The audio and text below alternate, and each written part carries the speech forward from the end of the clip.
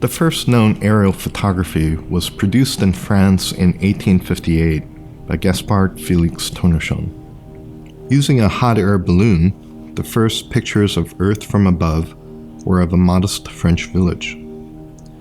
Though none of these first photographs survive, these pictures inspired an obsessive interest in photographing the world from this apparently objective perspective. Using everything from kites to birds to rockets in order to elevate the eye, an explosion of pictures of the world from this new perspective were made.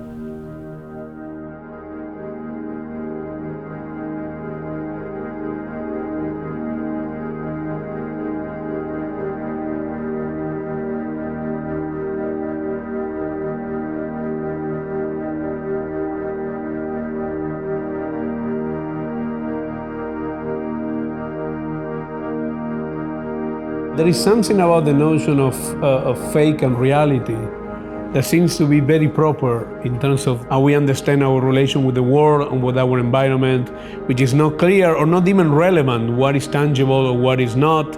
And I never liked the distinction between virtual and real, because I think the virtual is as real as the real.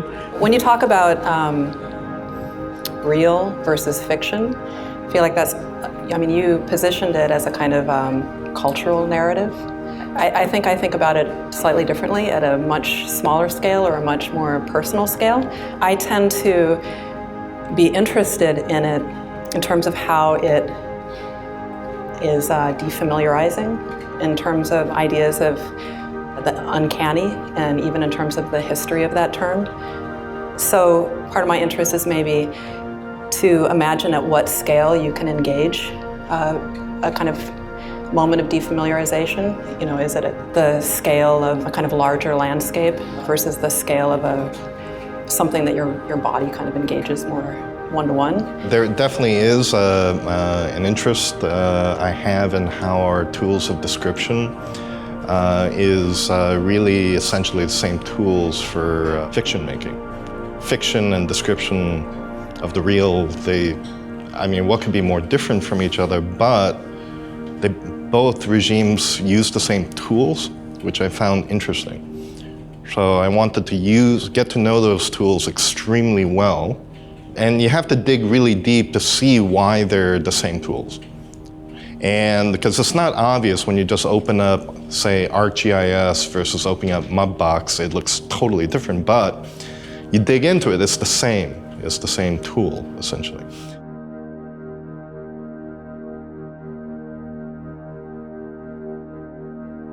Among the many transformations of human vision during the 20th century is the emergence and maturation of Geographic Information Systems, or GIS, constructing an entirely new image of the world we inhabit.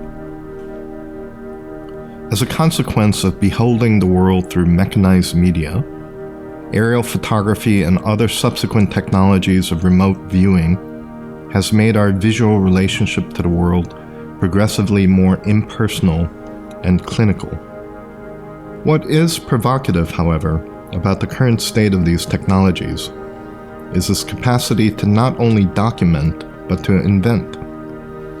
The very same GIS technologies that are used for surveying the world is also used today in computer graphics, or CG, industries for the production of fiction and entertainment.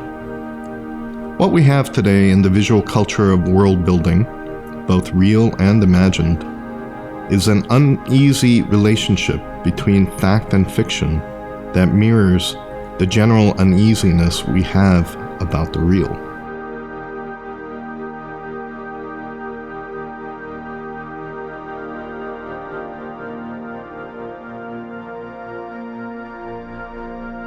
So I was interested in pushing for the convergence of these two things that are kept apart for maybe economic or maybe even political or institutional reasons, that they're understood to be different kind of kingdoms, like the kingdom of fiction making versus the kingdom of describing a terrain through data.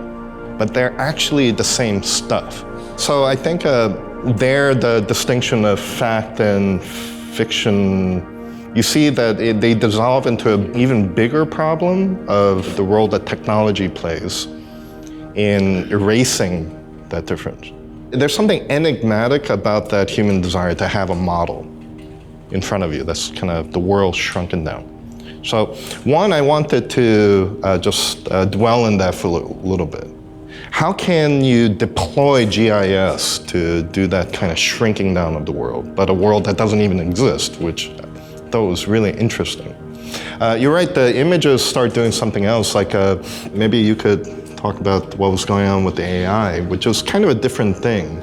My brother is an AI PhD, and he's an AI engineer. He's working in his own work with neural networks, which are interesting because they learn how to write their own software. The inputs that the neural network gets is a kind of recursive self-learning or teaching or writing.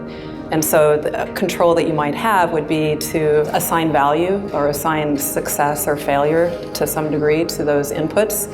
And then little by little you can kind of rely on these neural networks to learn how to write the software so it can, in extremely complex ways, kind of produce outputs that it knows will fit the kind of standards that you're describing to it through the inputs that you're offering. What's so compelling about it for me is the kind of resolution that you get.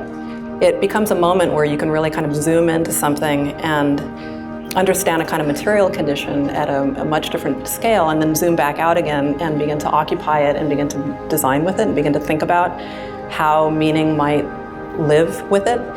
I do think there is a kind of nostalgic effect that the kind of models have.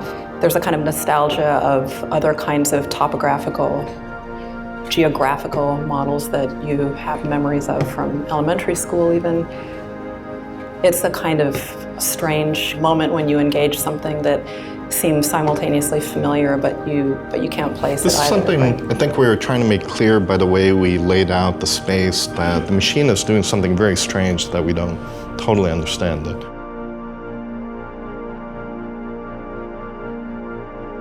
We're obsessed with being authors.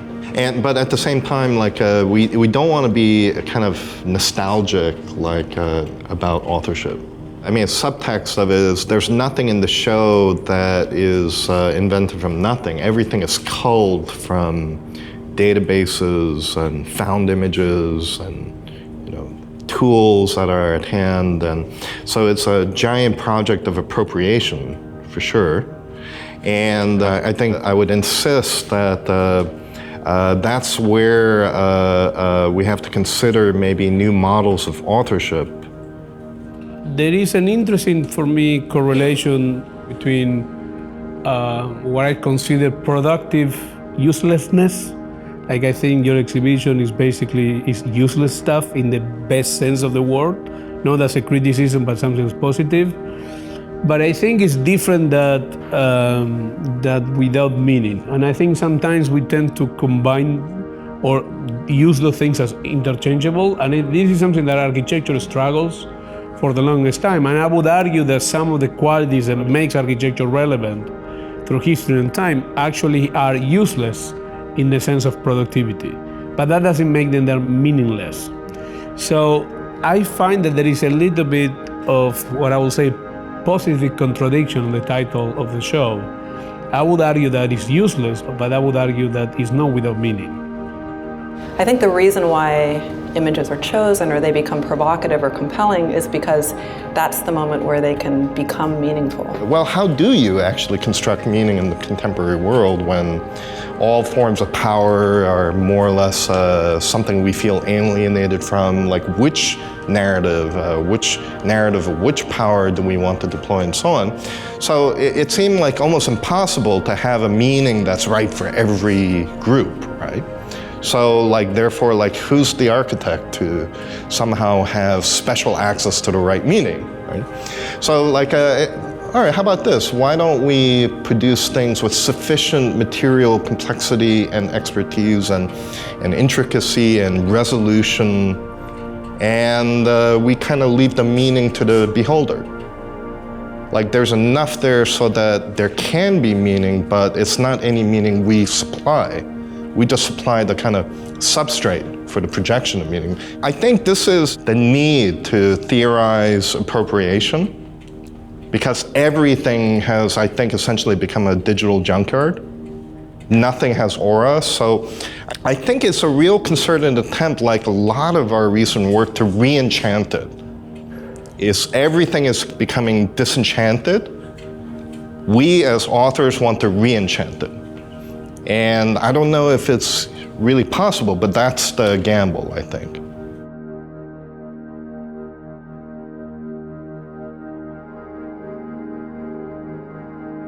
The pictures and models in this gallery installation simultaneously incorporates GIS and CG technologies to design a composite world. A seamless collage of documentary evidence, the world depicted in this exhibition defamiliarizes survey data recorded by the USGS and assembles a visual fiction. What is most difficult for the beholder of pictures of the real is the disturbing premise that the pictures, no matter how beautiful, are essentially without meaning. This SCI-Arc Gallery installation is an examination of how, in the presence of meaningless pictures, we find the ever-present apophenia of the human being, the need to see meaning and relationships where none exist.